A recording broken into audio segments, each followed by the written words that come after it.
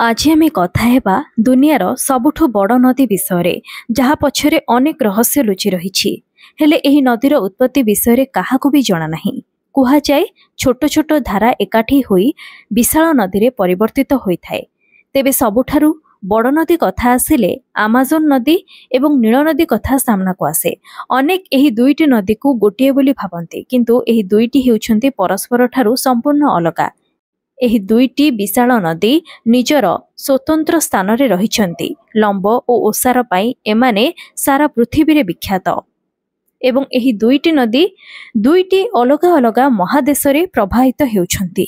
एही नदी जेते प्रसिद्ध सेते अभेद रहस्य रे भरपूर। तेबे आज आमे कथा हेबा दुनियार सबुठु लंबा नदी तथा बड़ नदी कुहा जाउथिबा आमाजोन नदी विषय रे।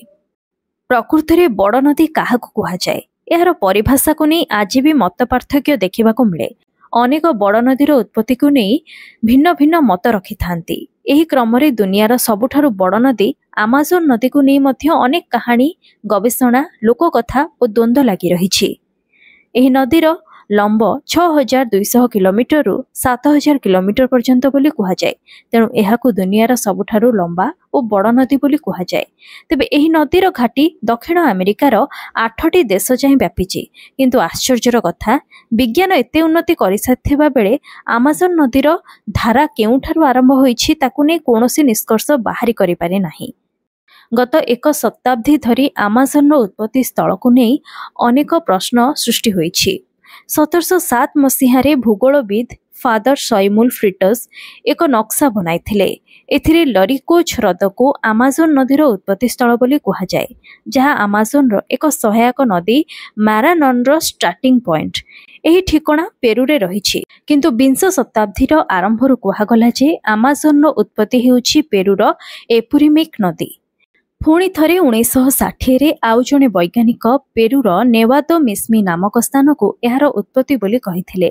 पुणी थरे 2000 रे कार हुआ सांता को आमाजोन नदीर उत्पत्ति बोली कुहागला। 2014 रे संधानकारी जेम्स कांटेस दाबी कले जे पेरू मांतारी नदी यार उत्पत्ति स्थली बोली।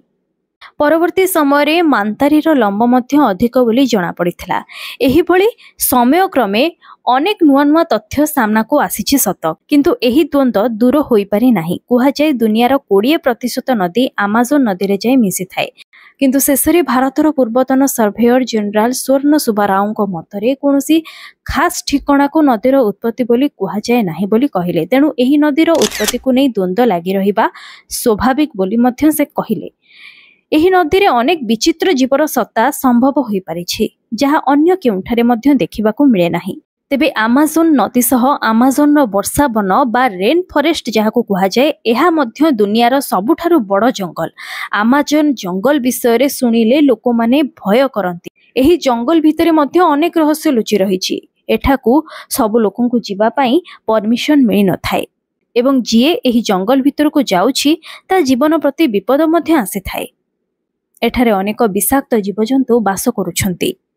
आउ एहा पृथ्वीर सबुठारु अधिक ऑक्सीजन जनरेट करुथिबा जंगल मध्य। आमाजोन नदीर 1100 रु अधिक सहायक नदी रहिछि, जहाँ मध्यरु 17 रु अधिक नदी गुड़िकर लंब 1500 किलोमीटर रु भी अधिक। अन्यपटे वर्षा दिन रे आमाजोन नदीर लंब आपे आपे बढ़ी जाए। ब्राजिल रो सबुठारु बड़ सहर आमाजोन नदी कूल रे बसिछि। आमाजोन रे 300 प्रजातिर माछ मिली थाए। दुनियार सबुठारु बड़ साप आनाकोंडा भी एही आमाजोन रे ही मिली थाए। दक्षिण अमेरिका रे वर्षा दिने नदीर ओसार मध्य बढ़ी जाय थाए। एठाकार वर्षा बनरे बा रेन फॉरेस्ट रे 400 रु 500 प्रजातिर जनजाति बसवास करंती, जेउ माने दक्षिण अमेरिकार मूल निवासी अटंती। आश्चर्यर कथा एमानक मध्यरु 50 प्रजातिर जनजाति आज जाए बाह्य जगत संपर्क रे आसी नाहंती। आउ एही नदी ही प्रमाणित करे जे वास्तव रे प्रकृतिर सृष्टिर कोनोसी तुलना नाही। आपण एही आमाजोन नदी को नहीं कौन मतामत रखिछंती मते कमेंट माध्यम रे निहाती जणांतु। आजिरो एही इन्फॉर्मेशन टी जदि आपनको भलो लागिछि तेबे याकु लाइक करंतु एवं खूब मात्रा रे शेयर मध्य करंतु।